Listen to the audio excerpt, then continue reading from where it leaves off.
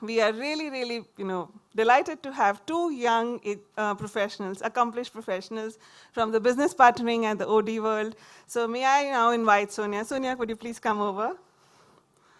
Sonia is not only a very young, accomplished professional, she also has multiple interests. She loves animals, has 4 cats at home, and she also is a voracious reader and a very prolific writer. So if you want to look her up, go look for some blogs and you'll meet Sonia there. You'll discover the real Sonia. And we are also delighted to have Ram. Ram, would you please come over? Another young, accomplished professional and a Oxfam Trail walker. 100 kilometers in 45 hours in Singapore, and who knows, next we might see him in some Himalayan pictures. So very delighted to have you here. Over to you. Sure. Thanks. Very good morning. Pleasure being here. Before we get started, I'm sure all of you have been in some form of teams. Anyone who has led teams? Okay. So I get a sense that you've probably be experienced professionals. Anybody who's been in teams but wanted to lead teams? Pretty interesting. Okay, that's just a pulse check of whether you're awake or not, okay? Let's get started. Okay, here is the business case. Last year, same time, November 2015. This is a newspaper article in Times of India, Daily edition. GE India wins the biggest deal in the history of the transportation business. We bagged a deal with a joint venture partnership with the government of India to produce 1,000 locomotives over the next 10 years. The deal was worth $2.6 billion. This is the deal which is the largest in the history of GE Transportation, one of our biggest business globally, the GE larger conglomerate. A lot of euphoria, a lot of excitement. Whole of GE India is excited about the opportunity because we're going to build up 3 plants, one in Bathinda, one in Bihar, one in Gujarat, and we already have a huge multimodal facility in Pune. And I think this just throws up a huge opportunity for us for bigger deals. And there's a lot of excitement, whole of GE globally, and definitely in the Indian market. Come February 2016, early this year, the global head of research, Vic Abate, the chief technology officer, the senior technology advisor to Jeff Immelt, our chairman, comes to India. He's in a meeting with our technology leaders. He challenges a question to our India technology leader, head, Mr. Munesh Makhija, whom you're going to meet late in the day, along with the senior engineering leaders, asking a provocative question. What is the cost of building a locomotive engine? As you probably know, GE being an American company, most of the global business have their headquarters in the US. So the cost of building a typical locomotive engine out in Erie, Pennsylvania, where our headquarters is about $2.3 billion. So, sorry, $2.3 million. And he asks a question, challenging India, which is always known for disruptive innovation, known for low-cost innovation, and Jugaad methodology of doing things. Can you guys build a locomotive half the cost? And that's like a provocative question. That's a question that's being challenged to the Indian engineering leaders and the technology leader. Can you go figure a way out where you can come up with a locomotive worth $1 million?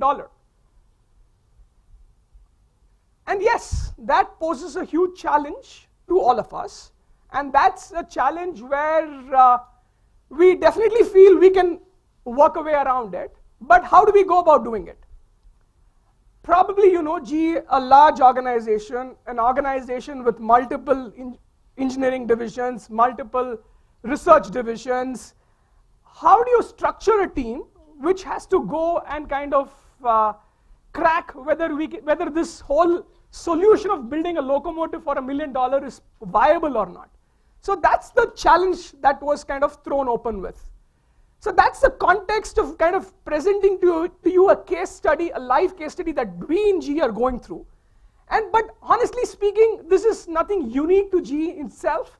I think we as professionals in multiple organizations have these kind of disruptive challenges, outcomes that we are being posed in one way or the other. And as you see here pictorially, traditionally from the era of probably Jack Welch, 20, 30 years ago, before the IT boom started, we had the typical vertical structures. You had structures in place where there was command and control, vertical organizations, there was a functional head, you had people reporting to your functional bosses, and there was the typical chain of command and control way of dealing with teams. But with globalization, but with increasing technology coming in, the era of matrix teams came in place. As professionals, you know, we have a solid line, we have a dotted line, and we have a semi-dotted line, and we are kind of always lost out as to whom am I at the end of the day accountable to for my job that I'm doing. So then the era of matrix teams comes into place, where you have your own goals, but you have a solid line where you're accountable to an immediate team, but then you have a responsibility, you have a functional line of responsibility, you have a regional line of responsibility, and that's increasingly there. And it's inevitable that you're going to have that kind of a scenario in matrix organizations. But with global organizations like GE, and I'm sure multiple others, most of the lead sponsors and other companies where you're working, are aspiring to be simple at the same time. We have gone with the flow of complexity that we really realize that it's important that you are going to stay simple so that you can be nimble. With a simple organization, you at the same time want to be global, and with the IT era, you have to be digital. So in an era of simple, global, digital, how will you go about designing teams? And honestly, when we were deliberating ourselves with the leadership, the technology leadership team, how do we go about with this? And that's when it kind of threw open an opportunity, kind of really test out how are actually teams working? How are teams structured? Why do you need a team? And what is the need of a structure? If you need a structure, essentially let's go take a step back. Why do you need a structure? And kind of that's a real provocative question, asking us really kind of go back to our fundamentals of organization design. Why are teams needed? People who are from the space of management, one of the first B-School books when you talk of teams is forming, storming, norming, performing, that whole 5-stage, 4-stage models, your conventional wisdom of kind of forming teams. But actually if you take a step back, does it really give you the outcome that we as organizations are aspiring for?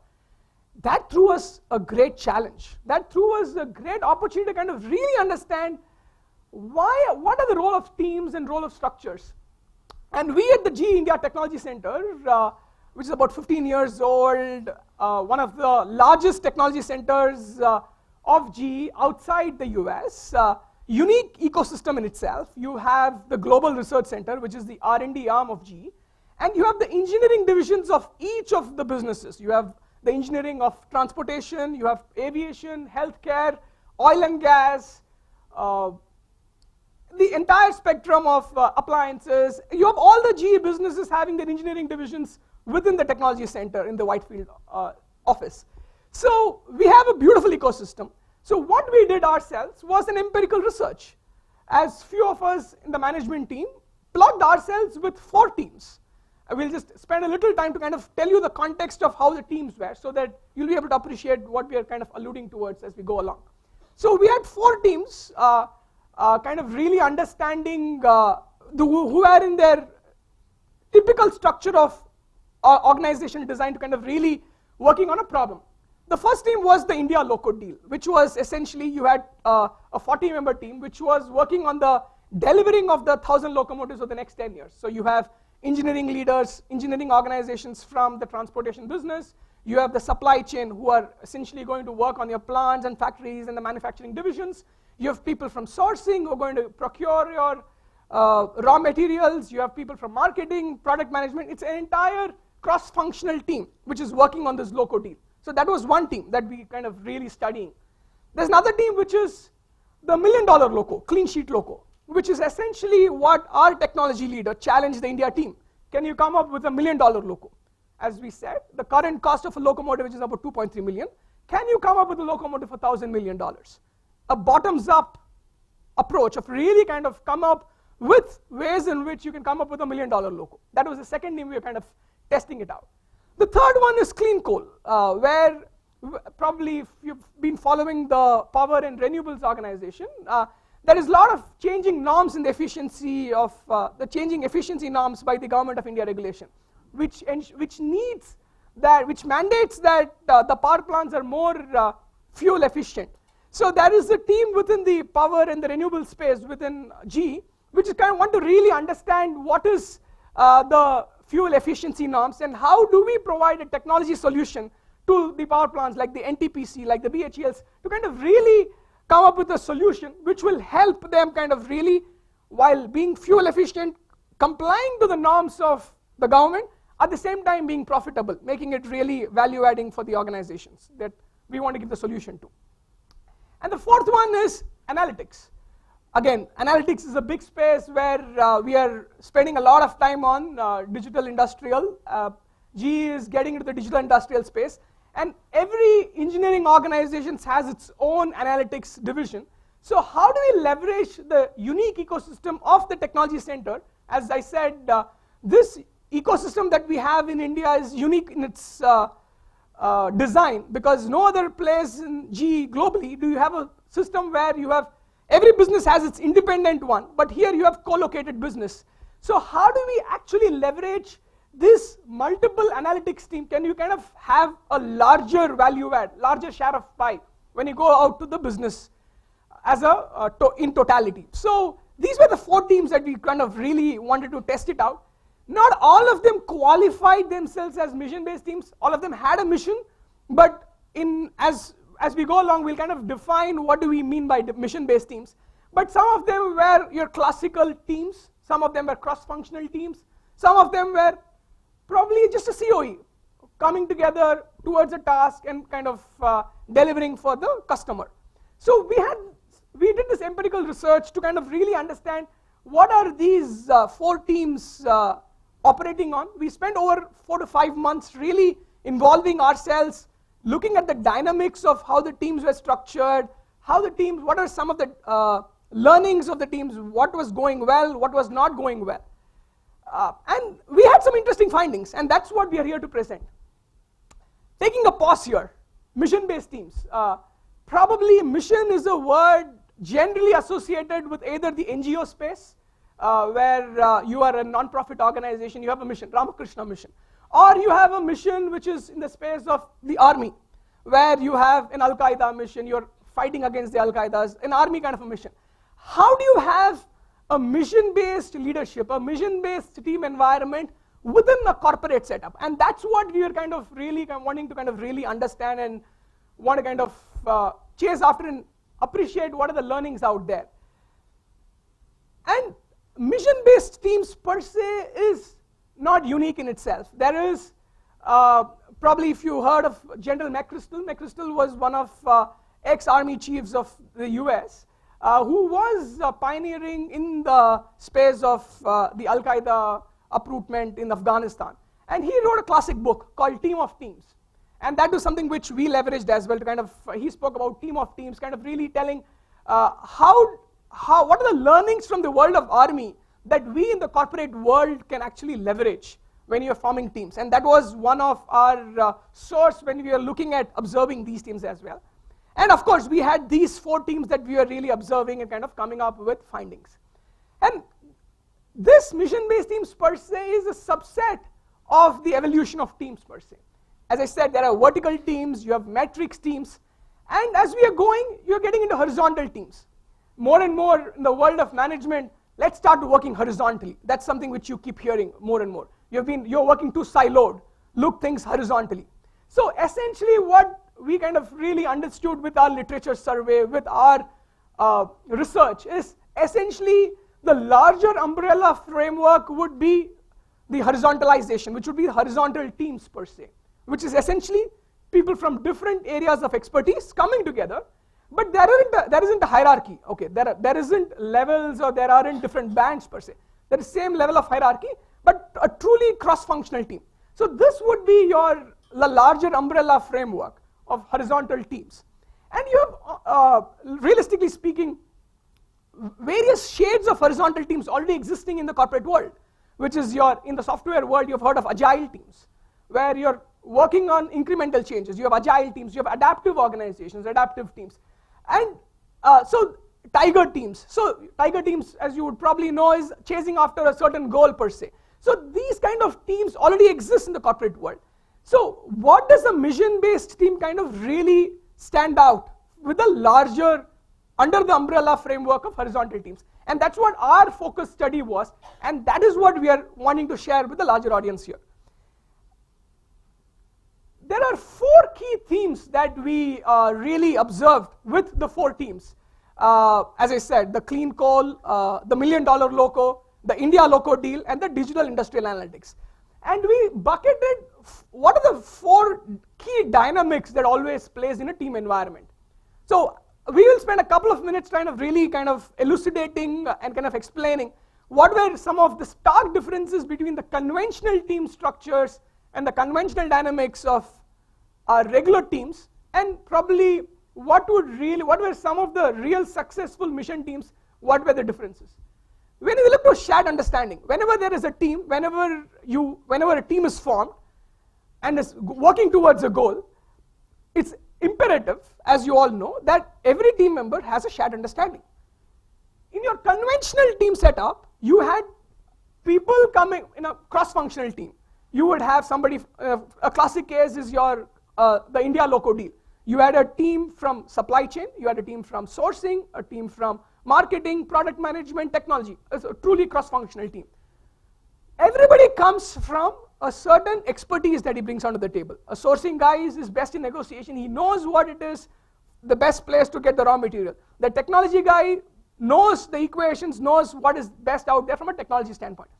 Everybody brings to the table, when they are having a shared understanding, kind of throw open their understanding of what they are having, their expertise. But what really stood out in some of the teams that really worked as a mission-based team was this shared affiliation.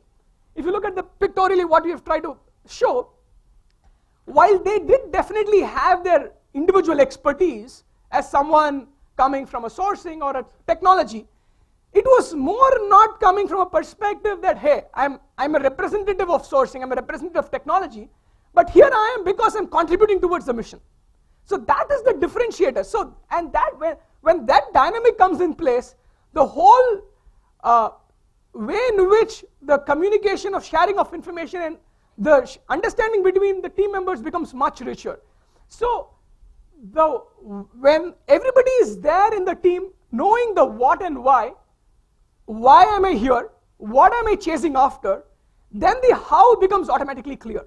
So that's why enough time and effort is ensured to spend in kind of really spending time on understanding the what are we chasing after and why are we actually here. Problem solving, again, we are all there to solve a problem. So what happens in a conventional setup? You kind of chasing, a team comes in place, everybody comes in with their perspectives and their thoughts. You're working towards a problem, you are hitting a roadblock, you kind of solve the problem. And it's probably more a linear fashion where you're kind of solving a problem over a period of whatever is your time frame. But what happens in a mission-based team, which really worked out really well, is there's a 360-degree view of the problem. There is a lot of time spent in really defining what the problem is, rather than jumping into the solution. And a classic case of the $1 million loco, again, you have a radical problem in place, the technology officer challenges you, you know what the problem is, and all the experts out there, and you're not really, okay, let's do this, let's do that, but really kind of understanding what does it take. Let's spend time defining the problem. So really a mission-based teams has a look, everybody comes onto the table, but rather than kind of, okay, this is my view of the problem, rather than that, let us try to understand what is my understanding of the problem. So the team members spend time understanding the problem rather than coming up with what they think should be their contribution of solution. So that's a clear differentiator from a conventional team environment to a mission-based environment. Again, one of the important dynamics in a team environment is how does information sharing happen? What is the chain of communication? How is it most effectively done? Again, in a conventional, it's more linear. There is people coming from top down. Again, in a cross-functional team, everybody, and especially when there is a lack of trust, and trust is something which we all play with as management professionals, we understand the importance of trust. But in a cross-functional team, you have everybody coming from their area of expertise, And everybody kind of is hesitant to kind of really share whether, I'm not sure if I should share this information now, should I share the information over a period of time, and kind of, there is always running at the back of the head, whether is this the right time to share the information, or probably holding on information. Probably, maybe I don't need to share this information at this point in time. So there is always a typical is, okay, I will share this information when it is needed. Probably in the first brainstorming session, everybody kind of comes, a meet and greet happens, sharing of information, okay, I'm representing sourcing, and then you go out. But in a mission-based environment, there is complete data democratization, and that's a word we invented, in the sense that everybody comes, throws open data. There is no holds barred. Nobody is kind of holding that feeling that, okay, I am holding this information because I'm the custodian of this information. And that's something which you kind of you would have seen that in a cross-functional team, because everybody wants to kind of makes his presence felt, makes his contribution felt. So how do you deal with this dynamics becomes extremely important. And some really successful mission-based team happens because there is this sporadic throwing of information. That's what we kind of tried to pictorially show here. Nobody holds that information showcasing, okay, this is mine, but kind of throwing it open, and that's what we're calling it as data democratization. And it is one mission that we are after. We are one troop. When that kind of a feeling is set in, and that's when this dynamic plays off, of really kind of throwing out in the information. Any team, any organization, leadership plays a role. In our conventional understanding of leadership, GE is known for leadership. It's probably known as the leadership factory, Crotonville.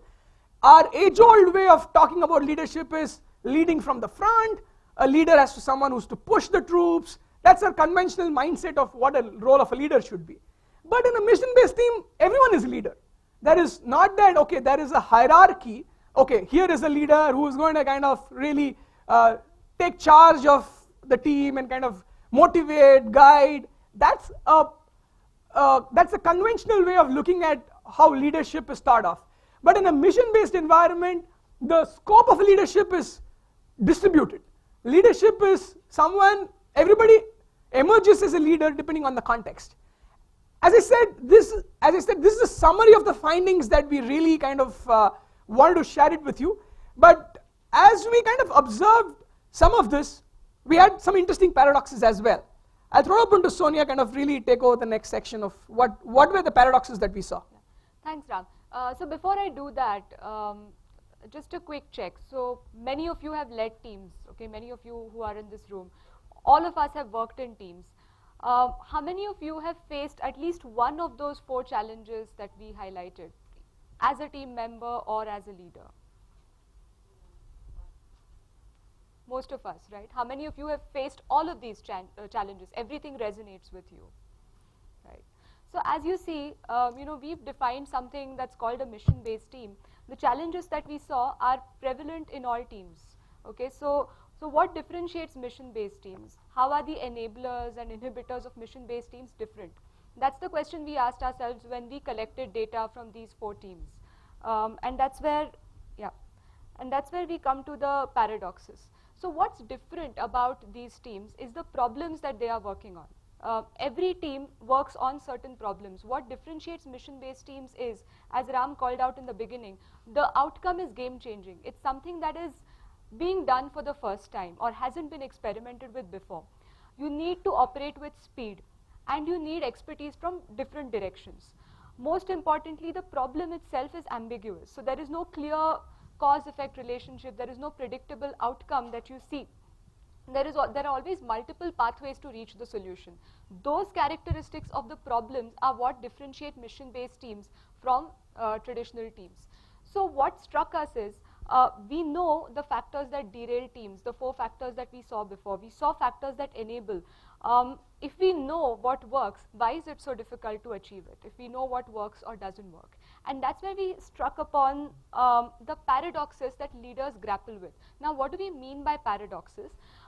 2 demands or priorities which are both equally important, equally desirable to achieve, but are contradicting with each other, at least on the surface. And from what we came across, this conflict and complementarity was the biggest challenge that many of the leaders face. So if I were to take an example, in a cross-functional team where you have different functions speaking different languages, how do you ensure that you make quick and timely decisions, and also that you involve everyone? So involving everyone detracts you from making quick progress, but at the same time you need to operate with speed. How do you marry those two? We saw that this is where leaders and team members struggled. If you look at, we took the example of some teams like the analytics team. You take people from different businesses or different domains to get a divergence of ideas. At the same time, you do need to stop at a point and you need to converge on a solution. So how do you marry these two demands was another classic paradox. And lastly, again, a classic paradox of teams. You want to measure everyone on one outcome, which is what will make them collectively accountable. But at the same time, you need to have a view into what's the value added by each individual. It cannot just be no individual priorities and only team priorities. So how do you marry these two? Again, all teams may face these to some degree, but because of the constraints, the speed and the ambiguity of the problems that mission-based teams work on, these paradoxes we think are more prevalent in mission-based teams. So our entire framework of recommendations has been built upon how do leaders navigate these paradoxes successfully. And we are not saying resolve, we are saying navigate, because there isn't necessarily a solution to these paradoxes. It's about how you collectively work through them. So we came up with a 3-point framework, which is about how do you design teams, how do you design work, and how do you design experiences to work successfully through these paradoxes. I'll probably call out just one key element from each of these buckets. Now from an HR standpoint, so we had gathered inputs from the leadership and from the teams that were working. We started thinking about from an organization and HR standpoint, how do we need to tailor our practices and even our principles to this kind of working. So one key thing that struck us is you need to look differently at your entire paradigm of selection for teams. And that's what we want to call out in designing teams. So in any conventional team where you know what everyone is going to do, it makes sense to have a job description, select people to fit into that job description. In a mission-based team, you need people to be intrinsically motivated for that mission. The more motivated they are, the less you will need structures and operating mechanisms to motivate them. So how do we ensure that we get people who are intrinsically motivated? This is where we thought of, can we use something like a statement of purpose, like when you apply to a university, you write a statement of purpose. Can we do that for self-selection into a team? And can we frame it as a personal mission statement? So if I'm an employee, I need to write a statement of why do I find this mission exciting? Why am I uniquely positioned to contribute to it, and what do I expect to learn from it? Can we look at this as a paradigm of selection? Instead of fitting people into roles, can we fit responsibilities to align to people's interests? That was one thing we wanted to call out. When it comes to designing work, in the teams which were very successful and internally coordinated out of the teams that we studied, what worked was of the foremost importance was a collective goal and collective accountability to common metrics. So that's definitely something we would want mission-based teams to have. But again, going back to the paradox, how do you then look at the individual value added? In some teams, we saw that there was a tendency to start with an overall mission, and then as you go forward to divide the team into sub-teams, again working on specific goals, and then slowly regress to the conventional way of working. So how do we marry both collective and individual? And here what we think will work is having very clear individual learning goals. So again, why would I want to contribute to a mission? I want to learn something from it. From an organization point of view also, I want people to work in different missions because they will build capabilities across those missions which I can leverage for the organization. So the recommendation here is measure the entire team on the outcomes, measure individuals on their learnings or on the capabilities added in the process of contributing to that mission. Lastly, designing experiences. Experience is a very important element, we thought, of a mission-based team, because the team has nothing other than experience. It doesn't have the conventional anchors of structures and titles and roles and responsibilities. All you have is the experience you get of being in the team. Again, what works there is going back to the drawing board, articulating the mission in such an inspiring way that it gets people to spontaneously rally around it. If I derive my identity from the fact that I am contributing to the Clean Sheet Loco project, I will be much more motivated to contribute to it than if it is written in my JD. So that definitely works. And the other key thing that we saw working across teams is leaders who identified people who had the natural characteristics of being connectors, both within and across the teams, were very successful. So it doesn't have to be the leader, as we saw before, who acts as the central force or the connecting factor in the team. You have people who tend to connect both the team's purpose to the larger organization and also individuals' interests to the mission. And those are the people we need to proactively identify and empower to enhance the overall engagement of the team. So this is the 3-point framework of recommendations. I just want to call out that this is still at a conceptual stage. We did this through our field study where we observed these 4 teams, and most of the 4 teams are still working on their missions. So what we hope to come up with through this is a clear roadmap of what are the tools that you need as a leader, right from the time you identify a mission to the time that you drive it towards its success. And at the end of the presentation, we'll show you some of the tools which we have already developed. But coming back to the framework, you'll see the word gardener at the intersection of all the 3 points. So the gardener is what we think is the redefined role of a leader in a mission-based team. It's not a term we have coined. It's a term from the book Team of Teams by General Stanley McChrystal. So we'll just talk a little bit more in detail about what the gardener role implies, because that's we think that the mindset shift among leaders is one of the main takeaways from this study. So if you just for a moment just close your eyes and think about what comes to your mind when you actually think of the word leader. What are the words that come to your mind? What are the images that come to your mind? Inspiring, okay. Okay. Okay. Okay. Accountable, okay. Great. Yeah. Okay, okay. Coaching, visionary, inspiring. Yeah, yeah. So, right, so resonates very well with what, when we took a step back and we tried to think of, what comes to our minds when we think of leaders. If you just try to connect all the themes that we spoke about, someone who has the courage to take decisions, someone who connects people, someone who's accountable. The central theme or the running thread that you'll see is someone who's in charge.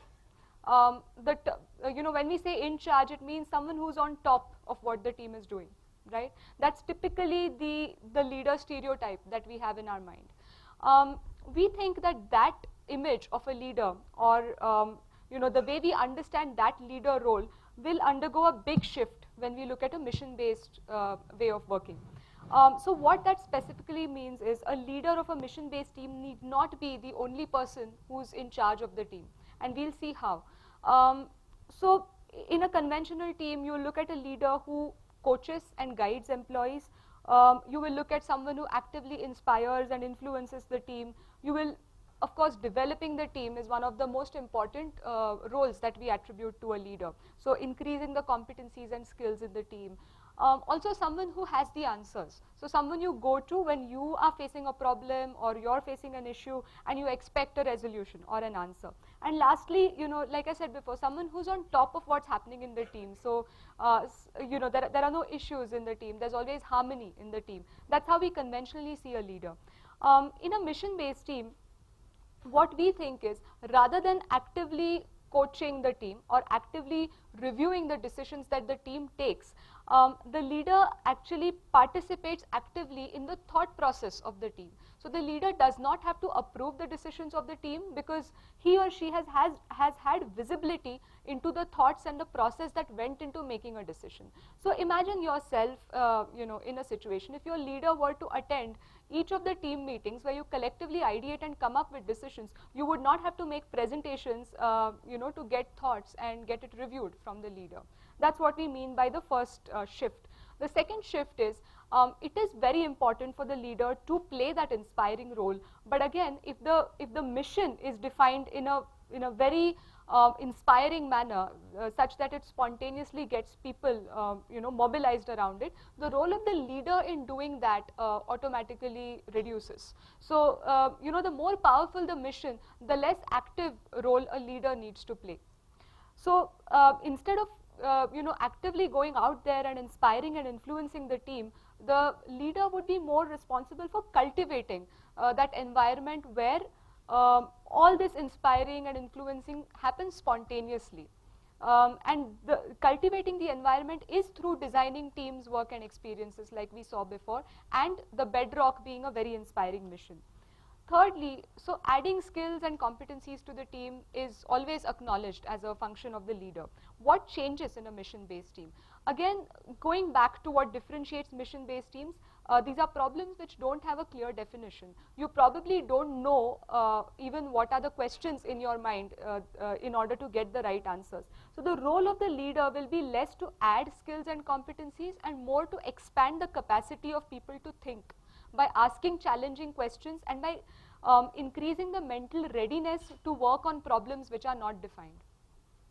Fourthly, and this is probably the biggest cultural and mindset shift we see in our organization, and we hope, we are sure it resonates with different organizations. We still look at the leader as being the expert in the team and as being the person who should know what's happening in all pockets and all parts of the team. What's different about a mission-based team is it is a team of experts. Everyone in the team is bringing their own expertise. So the leader need not be the person who has all the answers. The role of the leader then needs to be to select the team in such a way that you have the right mix of experts and you have the right mix of people to know what questions to ask and to know where to get their resolution. Lastly, maintaining harmony. So again, mission-based teams work on problems where the requirements may keep on changing. You may start with a certain understanding of the problem and you may need to question or revisit that understanding as new requirements come or new information comes in. So this is not possible if a leader continues to de-emphasize differences and tries to get the team onto the same page. This will happen if a leader actively spurs conflict in the team by asking questions that will make people challenge the current process of thinking. We are referring to task-related conflict and not relationship-related conflict here, of course. So again, the main theme, how we want to capture it is eyes on and hands off leadership, which means if you see it, you do not need to control it. If you have visibility into the process that went into something, then you don't need to monitor its outcome. And that we think is the central theme of leadership in a mission-based team. Yeah.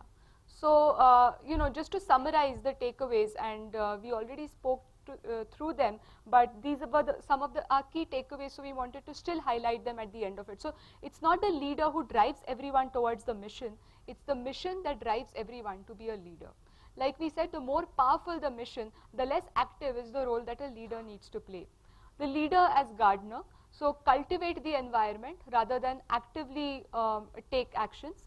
And lastly, all for one, one for all. It's a collective team effort. The team is collectively accountable to one outcome.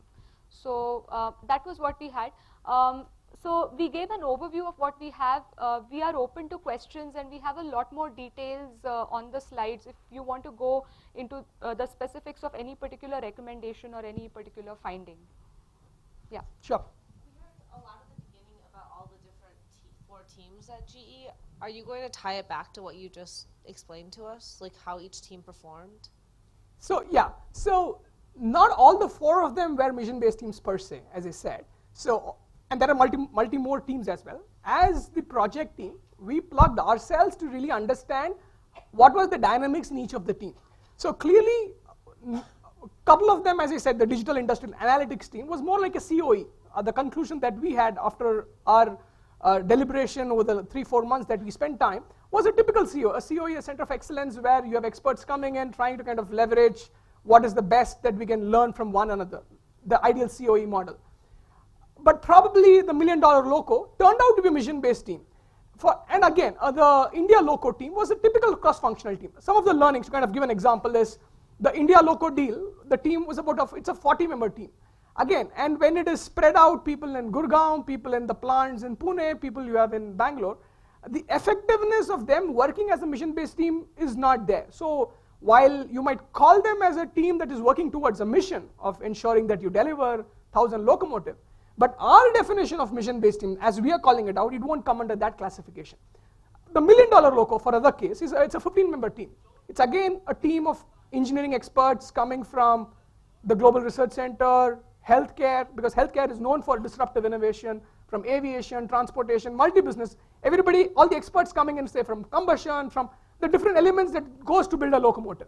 So that we really could sense that is probably a mission-based team per se. The clean coal is again a mission-based team because it's again a very, it's a co-located team, it's a small team working towards a mission. These are learnings that we are having, as she rightly said. This is not that we have already kind of, okay, this is set and done. This is an evolution. We are going through this journey of kind of really, what are the learnings that we have had over the last 4 or 5 months?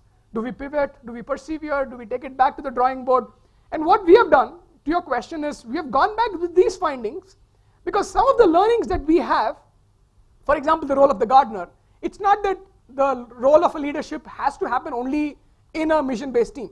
In a conventional setup as well, in your own organizations, can we have a mindset shift of how the leaders should play that role?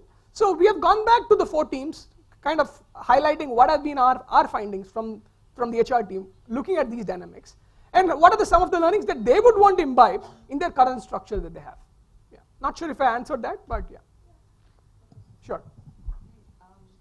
Does this look like a very fancy, cover around a typical Scrum team? Good question. So Scrum team is more like an agile team in an IT environment. You want to take that?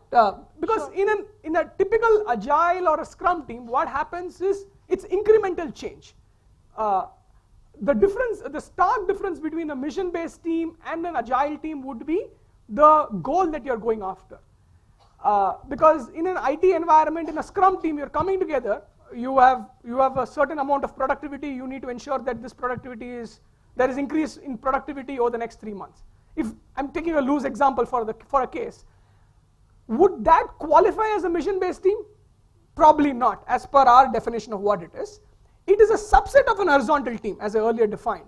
Because in a horizontal team, you have experts coming in, there are no hierarchies, there is no leader, there is everybody, the project manager, everybody comes together, works on a solution. But the change per se is incremental in nature. But in a mission-based team, there is the lack of the structure, the lack of leadership, the lack of these dynamics is not because of the environment, but because of the mission. And that mission needs to be really energizing.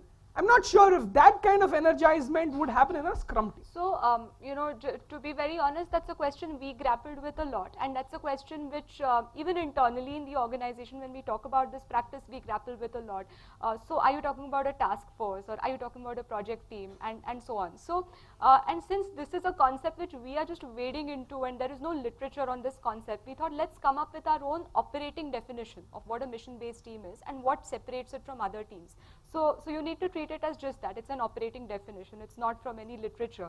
So I mean that definition, as Ram said, it's an and, not an or. So it has to be something that's a game-changing outcome. It requires creating something ground up. It's not a small change that you're trying to do. You need to deliver with speed. You need people from multiple disciplines and functions as a part of the team. It cannot be done by one function or one discipline on its own. Fourth is that the problem itself is ambiguous, so there are multiple possible pathways to the solution. And the fifth, which is again common to many teams, is empowerment. So the team is empowered to make decisions. Sorry, you had another point. Yeah. So the thing is, it's not about trying to bring this down. It's just that I know that it has a journey of its own.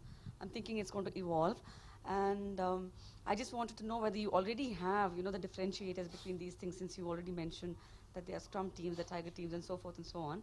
So, since you're saying it's evolving, are there going to be papers that you're going to publish in a public space so that we can keep following it, maybe? Yeah, there have been a few proposals that come in.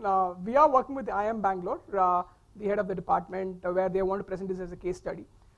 We are working with one of the leading OD consultants, Polarity Partnerships. They want really, we have already started some context sharing of notes. I'm sure the journey is out there. And we've actually done a bit of our own internal mapping of on each of these 5 points that I mentioned. Where do different types of teams figure?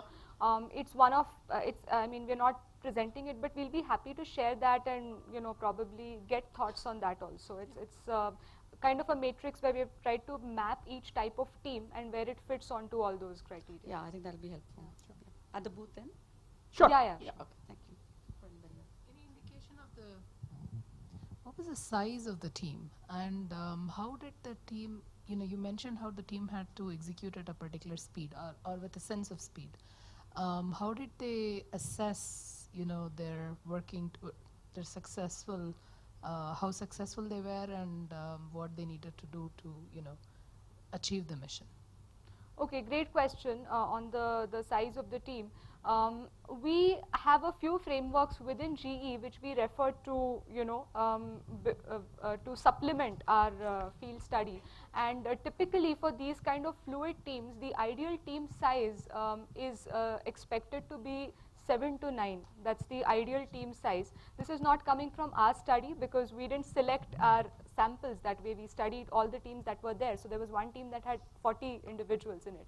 But if you look at from a definition point of view, a fluid and adaptive team, this we are referring to other literature within the organization, needs to have 7 to 9 members in order to operate successfully with speed and empowerment. In terms of the success metrics, on the specific problem, each team of course had its own metrics. In terms of the metrics, we looked at of what we call success enablers and inhibitors were the 4 points which you saw Ram share earlier on shared understanding, problem solving, information sharing and leadership. So those were more like the how metrics for us. The what is of course contextual to each problem. Hi, this is about one of your recommendations that you gave about, encourage competency, right? And it relates to one of your paradox also, like it's all about the team's outcome and it's not the individual contribution, right? So have you thought about how we actually go with rewards and recognition if you have any? Because I think at the end of the day, it's all about the individual, right? It's like, it's me at the end of the day, and then they all will be motivated with some kind of rewards and recognition, right? How do you see that as a problem with your kind of mission-led teams? So going back to the paradox, while we said there is the team outcome, the real paradox is how do you evaluate individual contributions and the team outcome. So marrying the two is where it becomes really tricky. And to your question, as we said, one of the key things, what we take and these are live cases that we are seeing in some of the successful teams, is it's the experience of being part of the team that is really recognizing. And it is not the conventional, okay, he has got an above and beyond, he has got some recognition in a larger platform. But and again, basis what we have done, this is in research that we've done at the Technology Center. And probably, as you know, technical experts like to go deep and want to really play around with problems. And for them to be part of a problem where it's going to have a disruptive outcome and where they're going to be part of something which is game changing, and going through that journey, ensuring that the environment is facilitating that is rewarding in itself. And that is, and most of this, and probably I'm just taking a question, I'm just throwing a question. These were not teams which were dedicated teams per se, as a mission-based team. These were people who were already in their day job, and this was an added task that was given to them. So for them, being part of this and getting energized by that was a true reward in itself. And where it actually didn't work was where this experience was probably not there. So to your question, our conventional way of reward and recognition we have not thought of. How do we, of course there is recognition when we at one point when we come to the $1 million loco, that will be recognized by the global sponsors and all of them. But then beyond that, it is the experience of this journey that's really rewarding for the scientists and engineers. Yeah. And that's what they've said. Just to add to that, so definitely, the experience of getting selected into the team, to think a little radically, we are expecting that to be a form of recognition for people. But also to your earlier point, it is not that we are not evaluating individuals. What we called out was that we evaluate teams on the common outcome, we evaluate individuals on the skills that they've added, as in the process of contributing to the mission. So for a mission-based leader also to recognize there is a basis. It's just that the basis is not on what were your goals and objectives. The basis is on this was the level of competency you entered the team with, and this is the progress you've made so far. So that there is still a basis. Hi, I'm over here at the back. I have a question. As you've embarked on this study and you advocate mission-based teams, what's been the biggest difficulty or roadblock that you've come across, and what's been the one thing that stands out as a positive impact that the mission-based team has? Yeah. One disclaimer. It's not one, probably not a disclaimer. One real understanding that we have got from this is not all environments are suitable for mission-based teams. So clearly you will have your conventional teams, you will have your regular teams, and you will have to pick and choose when could this idea of mission-based teams be implemented. So in that spirit, what we are very clear that it's not that, okay, tomorrow GE is going to be a mission-based team. It definitely will not work, or even a small organization cannot operate that way. So you will have to really look at the context, look at really understanding what is the outcome that you're driving, and in that, and if that is the outcome that you're driving, then okay, let's look at what are some of the framework of mission-based team. You want to take the second part of that? Yeah, sure. So just connecting to that, I think it's a natural evolution that we are expecting. So it's not that a team turns from a conventional team into a mission-based team. The principles of a lot of the the role of the leader, the different recommendations, we are actually seeing that they are getting applied across teams. So it's not just a mission-based team where you can apply those, but you can actually generalize them to all sorts of teams. It's a cultural change that we are trying to drive, or a way of working change. If the structure enables that, it works best. Even in different types of structures, you can plug some practices and operationalize them. Yeah, And to your point of what was probably roadblocks, and that's where the conventional teams, so while some of the teams started off as mission-based teams, could really not play out the part of a mission-based teams because they were still operating with a conventional mindset. Say for example, the trust deficit, because everybody was wanting to contribute from looking at, okay, this is the expertise that I bring onto the table, rather than actually saying, okay, am I affiliated to the mission? So I think more time should be spent in that assimilation process.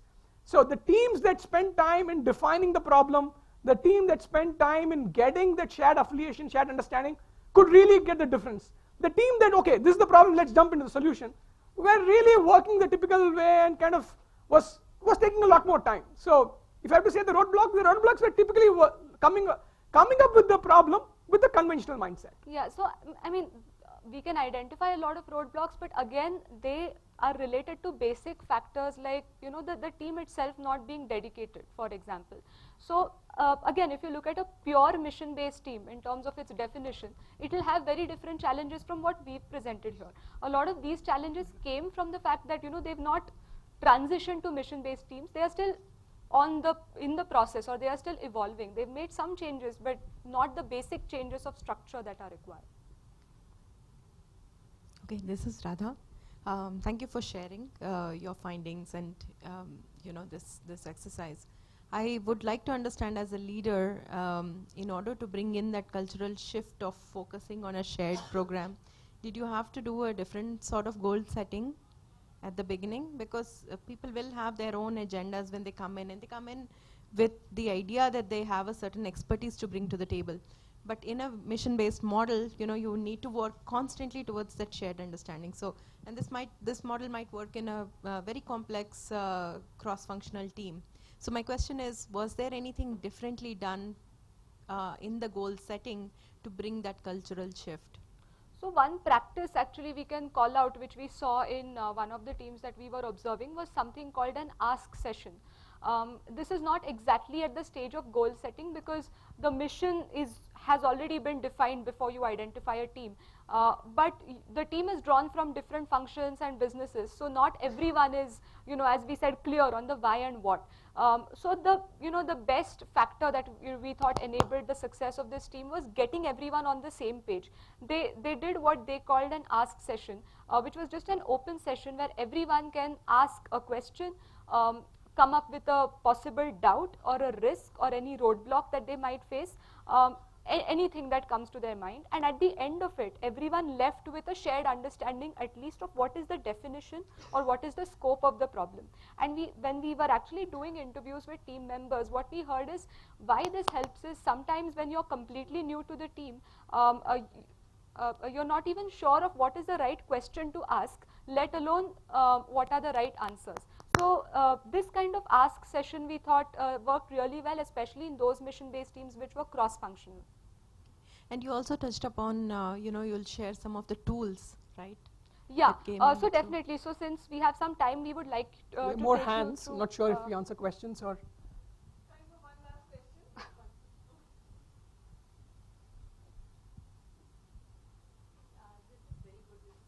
Kindly different. Initially, I thought it is similar to Scrum. That's what she pointed out. Still, I see very little difference between the Scrum team and the mission-based team. So one thing I feel, this mission-based team, you want to accomplish some mission, right? But unless the engineers across the architects, across the teams are dedicated, I don't see the good output will be there. So Yeah, and that's a great observation, and that's what we are also That's it, grappling with as well. Because as we said, in our environment as well, most of these mission teams that are operating are not dedicated resource. They have their day job of their programs that they're driving, and here is a mission that the technology officer wants us to drive. So currently we're also going through the situation, and I think our recommendation also, and I think speaking to some of the management experts, I think clearly the directionally that's where we should ideally head towards, where you have a dedicated team which has a clear understanding of what the mission is and is fully dedicated to that. Then it really works out really well. I think that's what we are also, our recommendation would also be. Yeah. Sure. Here we've defined the mission first, and you also said that it's a privilege for the teams to be selected into it. There are times when there are personal conflicts, and I think in this entire framework which you shared, we're not touching upon that. So how do you let go of a person, or When you mean how do you personal manage that? conflict, what would you refer? Wherein people are not very much aligned with your mission, or when they have a different thought, or when we are trying to solutionize, somebody comes up with a different idea. Like we said, right? You want a speedy decision, but then there is a... This is a classic case, and this is a reality. So no hiding away from it. And that's where it becomes important, the process of selection for people in mission-based team. And this is something which we observed in the 4 teams as well, because you are asked by your leader, go be part of this mission team, where you might not want actually part of it because of your work pressure, because of already workload that you have and stuff like that. But, and that's where our recommendation is also, that rather than, while the experts have been nominated to a certain team, if we can get them really see the alignment of their personal goal or personal wish of the personal skill, competency that they want to develop, will they achieve that by being part of this mission team? When they see that marriage happening, that really works out well. When it doesn't, you're right, that those conflicts are there. And that's where it's not really kind of, some of the teams took a lot more time, is taking a lot more time, and it's probably not functioning as a mission team. So that's a fair observation. Yeah, and one of the contexts that we need to keep in mind is the entire organization is not going to be mission-based. So mission-based teams are few and far between. So the mission has to qualify for the kind of problem that requires a mission-based team. So it's unlikely that every individual will have to be part of a mission-based team. It depends on both the pull from the individual and the fit with the kind of expertise required.